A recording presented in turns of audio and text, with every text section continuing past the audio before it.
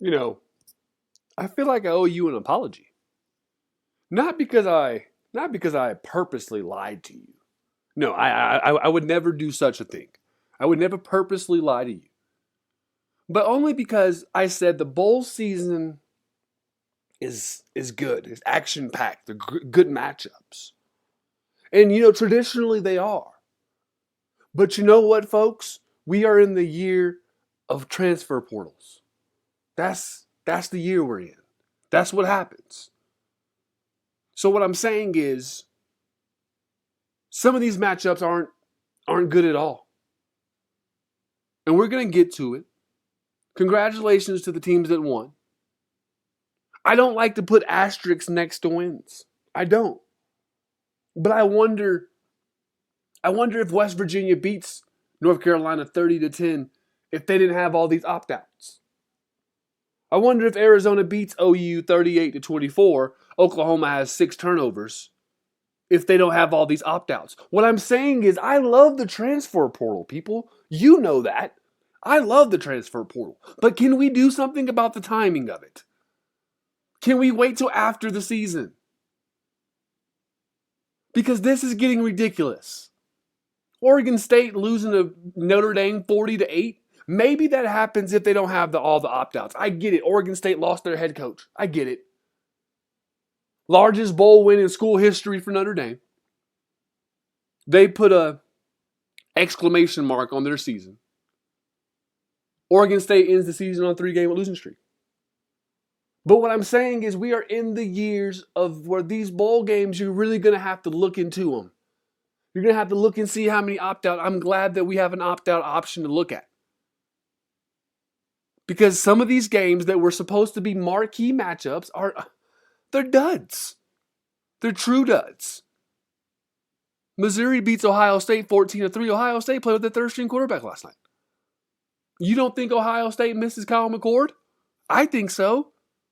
Marvin Harrison Jr. is on the sideline. Listen, if I'm the coach, hey, bud, I appreciate you for being here, but don't be here. If you're not going to play, I don't need you on my sideline. What are we doing? I get it. This is where we are in college football. I get it. This is That Guy Jig Sports Podcast. I am him, JIG. Subscribe, rate, and review. We're on Apple Podcasts, Amazon, wherever you get your podcast. Just subscribe, rate, and review. We have an Instagram now. That Guy Jig on Instagram. So, that's what we got to do. But anyways, we're back on these bowls. And more importantly, we're back on the can I vent? Can I vent? Can I get off script a little bit? Can I get off script? Listen, this episode about college football, I have so many emotions about it right now.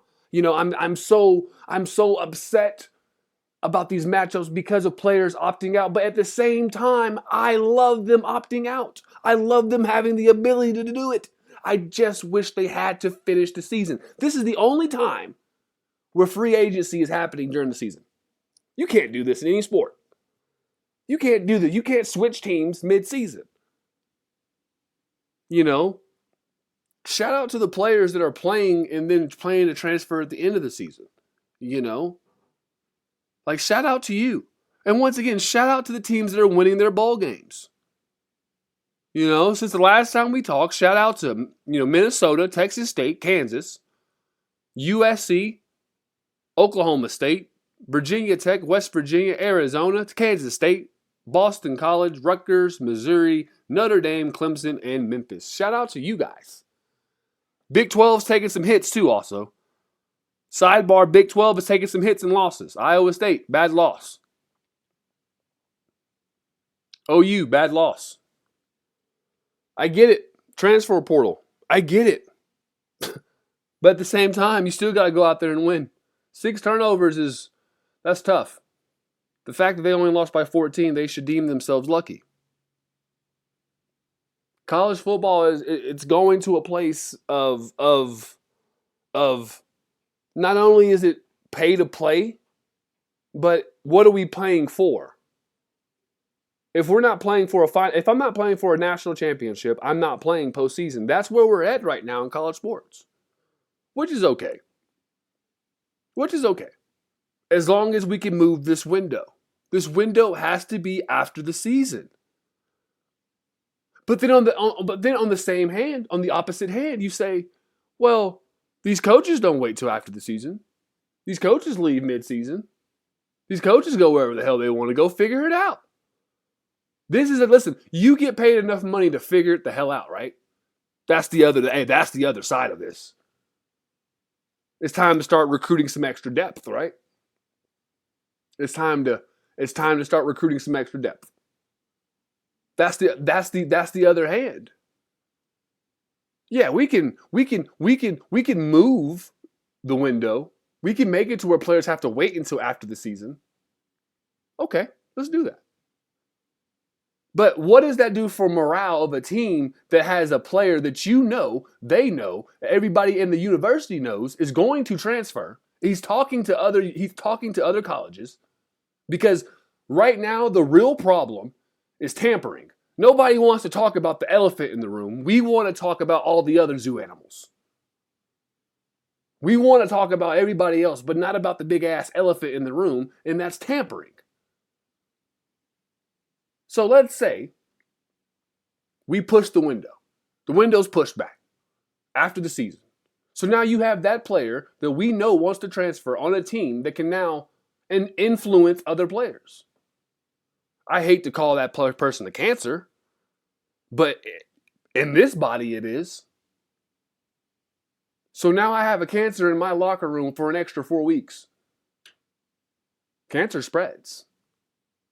Misery loves company. Hey man, I talked to the receiver coach over here. They said they can give us this. They said you can come too. That's how it works, guys. That's how it works. It's just that simple. So we really got to find a happy median. A happy median. I think that there should be an emergency pool of players that you can pull from.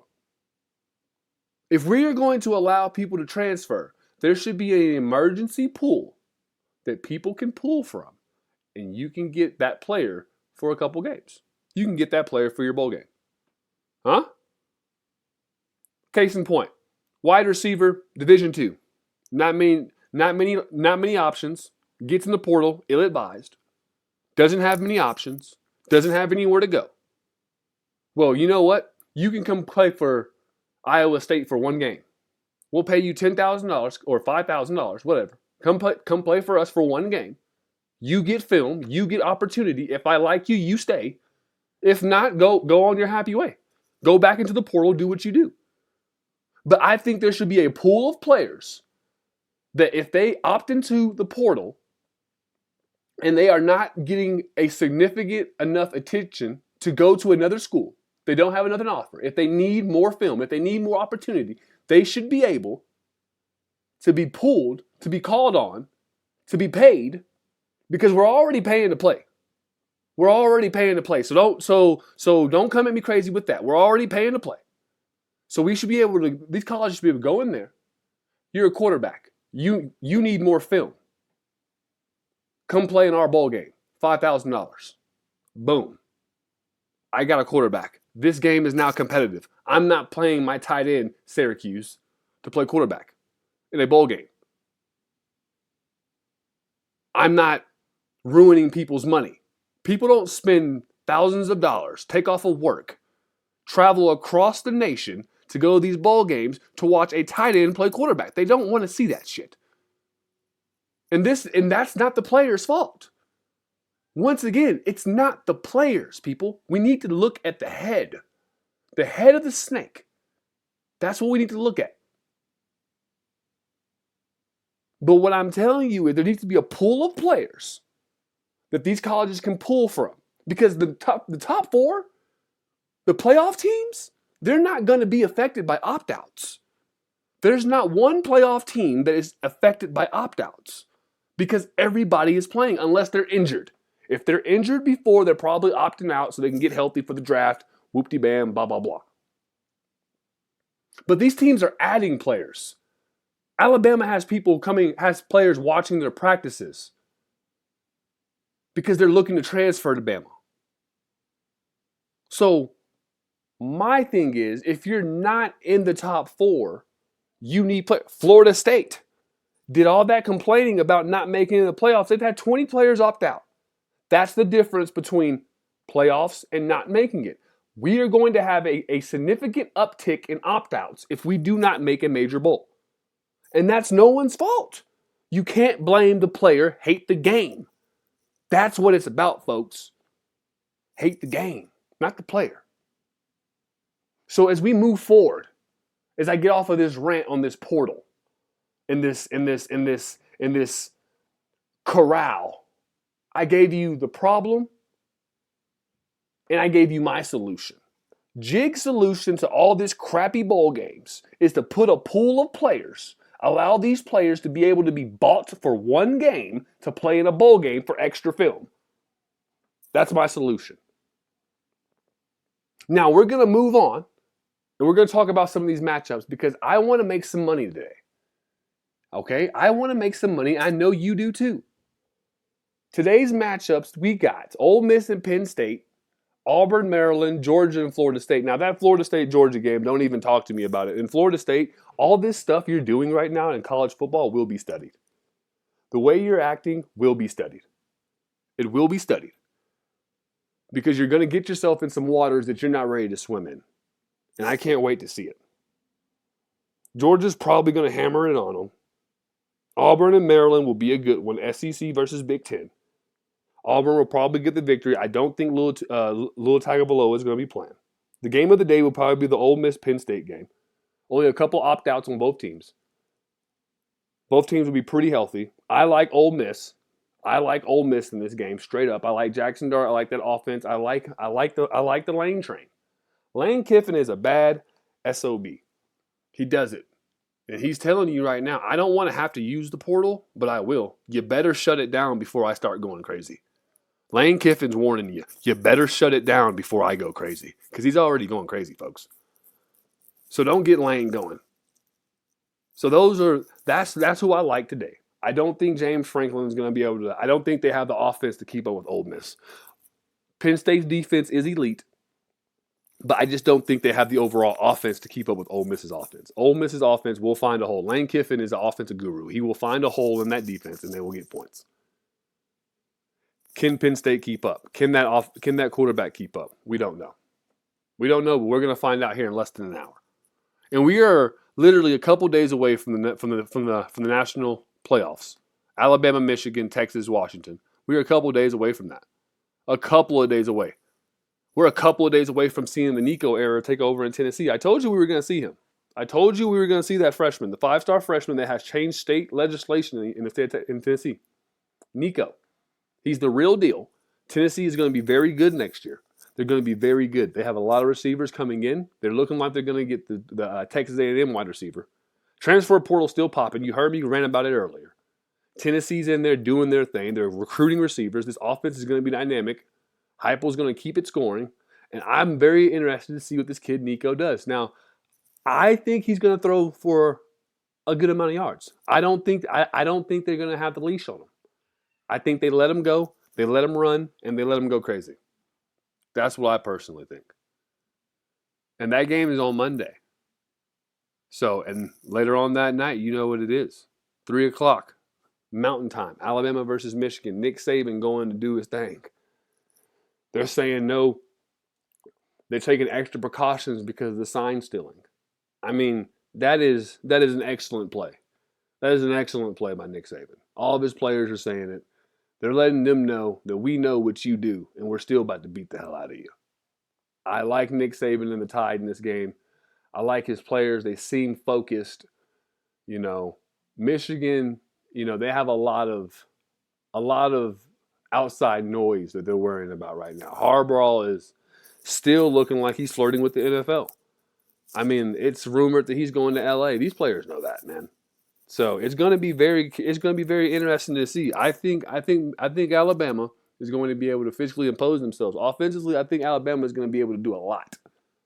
I think they're going to be able to throw the ball a little bit. I think Michigan will try to take away Jalen Milroe, but you got to understand Michigan's defensive coordinator is in the NFL now. A big part of their success last year was that defensive coordinator. He's the defensive coordinator for the Ravens now. So I'm telling you, they're going to find holes. Alabama has the athletes. They have the playmakers. They're going to try to take away his running ability, and he's going to shred this defense. This game, I think, could get ugly as far as Alabama's battle tested. Alabama played, a tough schedule, beat teams on the road. They know what it's like to be behind. Michigan has had a relatively easy schedule. They've only played 2 ranked opponents, both at the end of the season. Ohio State's overrated, of course, and Penn State, don't get me started. So at this point, this is a very much of a prove-it time for Michigan. Very much a prove-it time. Because you're not going to be able to run the ball 26 times. You're not going to be able to just throw the ball. You're not going to be able to do that. You're not going to be able to say, we're not going to throw the ball anymore. This game will get ugly. Bama is not... Nick Saban's not about that life. That Texas and Washington game, this is going to be a revenge game for Texas, but, there's a lot of hype on Texas right now. I think people are really overestimating Texas and underestimating Washington. Michael Penix and these guys are the real deal. They're the real deal, no pickle. So I look for them to leave some sour faces on Monday night. This is the game of the night. This is the reason why this is prime time. This is going to be a prime time, this slugfest. Let's put up some points, America. Let's put up some points. And let's also, while we're putting it up there, man, let's go ahead and put up subscribe button for your guy. Because this is That Guy Jig Sports Podcast. I am MJIG. We're going to get out of here. We got one more episode dropping later on. We're going to get out of here. Make sure you watch these games. It's going to be a great, great, great, great day of football, I hope. I hope after all this ranting, I eat crow and these are some good games. But at the same time, do your research and make sure you see who's opted out. Remember, we are hammering the Ole Miss money line today. We are hammering the Ole Miss money line. And this is That Guy Jig Sports Podcast. I am him, JIG. Peace.